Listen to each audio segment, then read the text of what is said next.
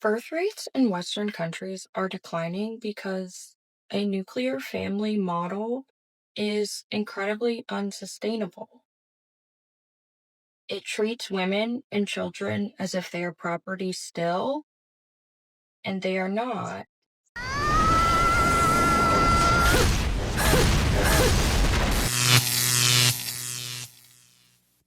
Welcome to The Wall.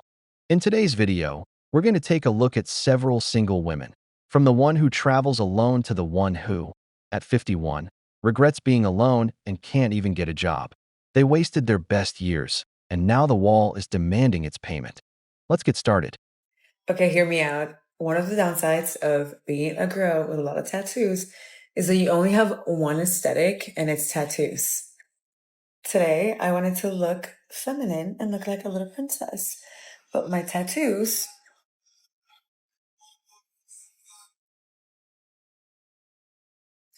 I look like I might just rob you. I still look cute though. I give off the vibe that I'm really dumb, which honestly is fine. I know it's like my voice, the way I look, the way I act, whatever, like the way I talk. I used to not like that. I used to feel like I had something to prove and I wanted to like disprove that idea. But honestly, the more you kind of play into that, the easier your life gets. And being stupider actually makes your life so much easier and so much better and so much more fun. So people really don't like smart people. People definitely don't like a smart girl. So anyways, I just kind of have been rocking and rolling with it.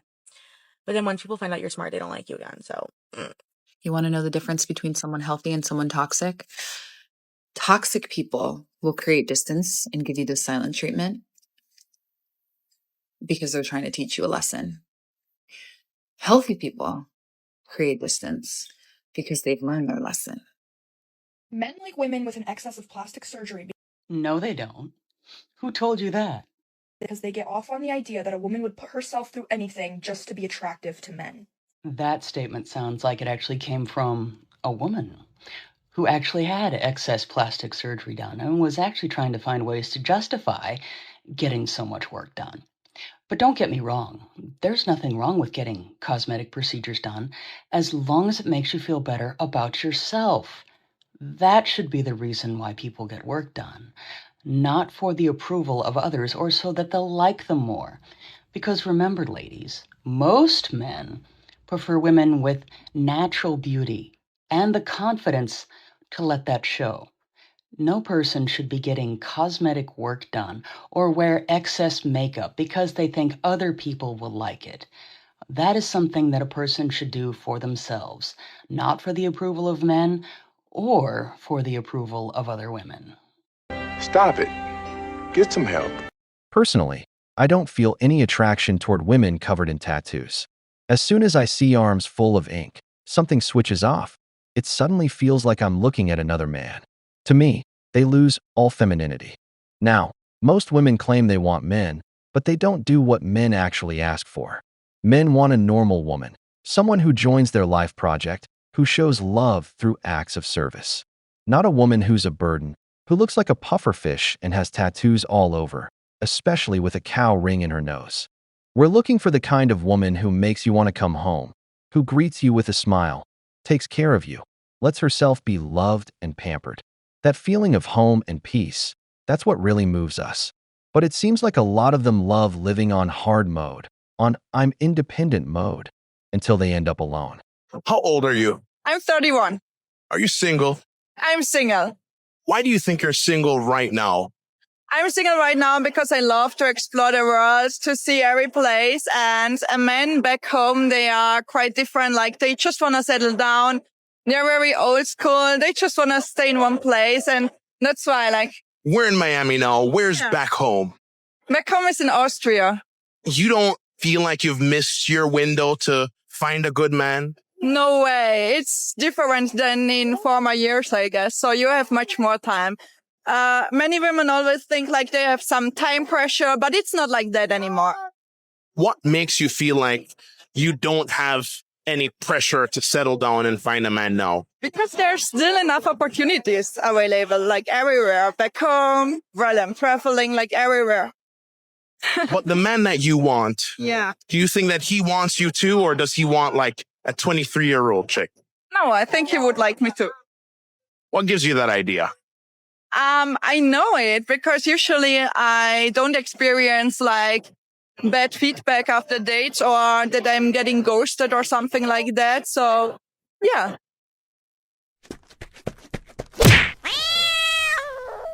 Think being a good woman is going to get you the right guy? No, that's a lie we've all been sold. That's not the bait. Most men say they want a good woman, but what they really mean is they just want to take advantage of one. You see, when you're good, when you do all the things, that often means that they're either using you for those good things you bring to the table, or they feel like they need to step up and they can't do that. If you think doing the laundry every day is a good thing, he's just going to complain that he's wearing the same thing every day because the clean clothes are always on top of the pile that he never puts away. If you think cooking a homemade meal every night is the secret, well, it's not, because he's going to complain that it doesn't meet his dietary guidelines and then just go and eat a can of Chef Boyardee. And if you think being financially smart is attractive, wrong again. Most divorced men are financial train wrecks, so they just want you to be as reckless as they are so they never have to clean up their act. So yeah, be a good woman for you because you take pride in who you are and you want to live a certain lifestyle or certain standard, but not because you think it's going to earn you love. Oftentimes it just makes you an easy target for manipulation. Instead of dating after divorce, I would recommend having a good old time by yourself. Cocaine is a hell of a drug. Look at how this woman on the wall is looking for any excuse to say she's not alone. She's just your typical traveler who prioritizes girls' trips and never builds anything stable with a man. Listen to how she talks about the men in her country, how they're traditional, how they want a family. When a woman has that liberated mindset, you already know it's not going anywhere. A good woman always ends up winning. The real problem is that most of them have terrible taste in men. Every divorced woman goes around saying, "I was the good one," but just hearing her speak, you can already tell the kind of hell she probably put her husband through. Men don't use women.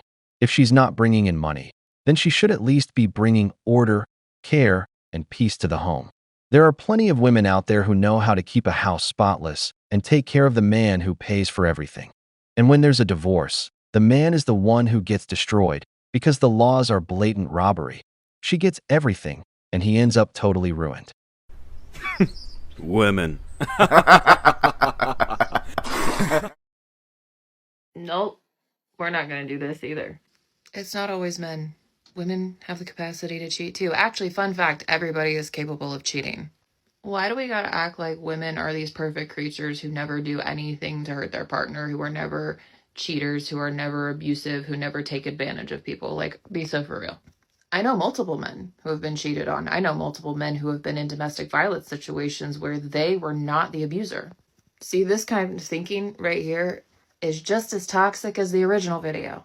People wonder why they can't find or maintain a healthy relationship. It's because this is the kind of thinking that they're holding on to. Oh, women are always so innocent. No, the fuck we're not. Women can be just as toxic, sometimes even more so than men. But the funny thing is, in these extreme situations, in these relationships, men aren't taken seriously. Kind of funny how that works, isn't it? Why have we gone so far as to convince ourselves that it's always men, but never women? I'm gonna need you to do better. Okay, thanks. Can we talk about one of the biggest financial lies that women have ever been sold? And it's this myth of the female shopaholic. Because here's the truth. For decades, women have been painted as frivolous spenders who can't be trusted with their money. Meanwhile, men are seen as the wealth builders.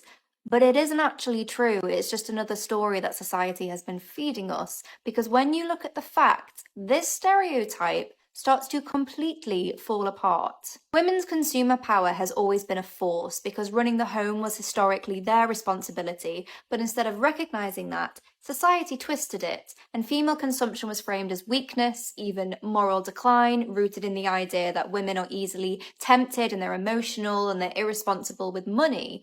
And yet the reality is, money isn't just money, it's power, and even more importantly, it's freedom. And this is why I'm so bloody passionate about getting more women financially literate, because structural barriers not women's behaviours, still shape financial outcomes. And in one piece of research by a UK pension scheme, after controlling for income, women actually contributed more and had higher balances than men. And the media doesn't help with this. A Starling Bank study analysed 300 finance articles. 65% of the ones aimed at women were telling them to cut back and to stop splurging, but 70% of the ones aimed at men were about wealth creation. Same money, totally different story. Now, there is some research that shows that women are slightly more likely to make impulse purchases than men. But here's the crucial bit.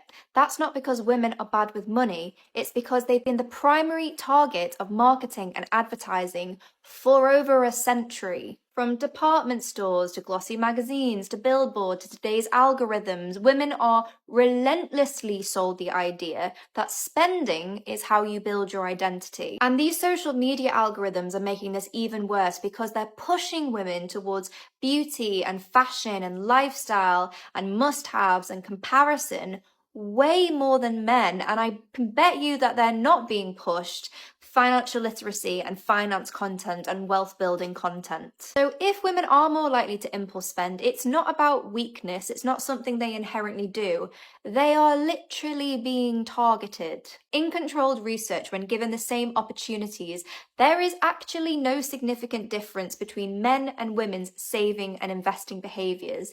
These gaps are structural, they are not about women being worse with money. They've been shut out of money and power for centuries, and at the same time literally target to left, right and centre to spend so that they can have an identity. I don't know about you, but I think it's finally time that we retire that stereotype for good. Women want the bears, and we want you to subscribe and help us hit 1,000 likes on this video. Don't forget to leave your opinion in the comments. It's important to us. Alright then, let's get back to the video. I hate when girls will post a video of themselves play wrestling with their boyfriends and then they'll make some sort of comment to the effect of like, I always thought I could defend myself against a man until I fought with my boyfriend and he was so much stronger than me and he wasn't even trying. Not all of us are the size of a Labubu. And that's okay. I'm 5'10". My personal favorite pastime is when a guy that's shorter than me says he's 6 feet tall and then he gets to pretend like I'm 6'4". Single and 61. No interest in dating. No interest in being a nurse or a purse. It was my fault he gained weight because I'm a good cook. He would then randomly fast without telling me, so I'd have prepared a full dinner he didn't eat. Stopped cooking, now he complains I only cook when son comes home. Women have traditionally been in charge of household finances for millennia. What men see as constant spending is usually buying are the things that are necessary for keeping the home and family running. Never see examples of society where women can do man jobs without men helping them. I'm 37 and already feeling overlooked. I love doing this when it comes to hard labor things I don't want to do. Tired of being an independent woman. If men want to save me and do stuff for me, so be it. I'll pretend like I don't know what to do. Watch out for toxic people that create distance to avoid the damage they've caused. They almost always paint themselves as the healthy person that had to get away for their peace, while the other one wonders where they went wrong to deserve it. Healthy people remove themselves from toxic people. It's toxic people that think it's to teach a lesson. Removing yourself to keep your sanity, maintain your peace, or stay safe from mental emotional abuse is the best thing anyone can do. I'm so sick to death of not being able to be seen for various projects because of my age, right? So all you young boys and young girls who come across this, realize what's coming to you is that men who are running the world, let's be honest, they'll write you off once you go above the age of 35 maybe. As a woman who is 51, I am much stronger and more knowledgeable and cooler than I was in my teens and 20s because I've lived, because I've experienced things, because I've survived a lot of things. And I'm sick to death of not being represented in this world, of not having the chance to, not having opportunities offered to me, for instance, because of my age. I'm just sick of it. Absolutely freaking sick of it. So it's time the world got shook up a little bit. If there's any older women watching this, will you join me? Let's rattle their cages. Let's bloody well do something that'll freak the hell out of them. The only thing that's going to shake is your bank account. This is what happens when you bet everything on being strong and independent. Say you don't want to depend on a man and end up depending on a boss or a job that throws you out the minute you hit a certain age. You might be overqualified, but now you're too old. You don't move the same, and maybe you're not up to date with the tech being used. But if you were married, you'd know where your contribution would never be dismissed. At home, where your husband and kids need you, where you're a vital part of the plan. To your boss, you're just another cubicle, an old one, who can easily be replaced by a 23-year-old with nice curves to bring some energy into the office. Brothers, she hit the wall, and the wall doesn't forgive. We've reached the end of the video, but before we go, the questions are for you. Why can't women find a job after 40? Why do all divorced women believe they were the good one? If you liked the video, hit like, subscribe to the channel, and turn on notifications. Your support means a lot to us and keeps us motivated to make more content. Stay tuned for the next video on the wall.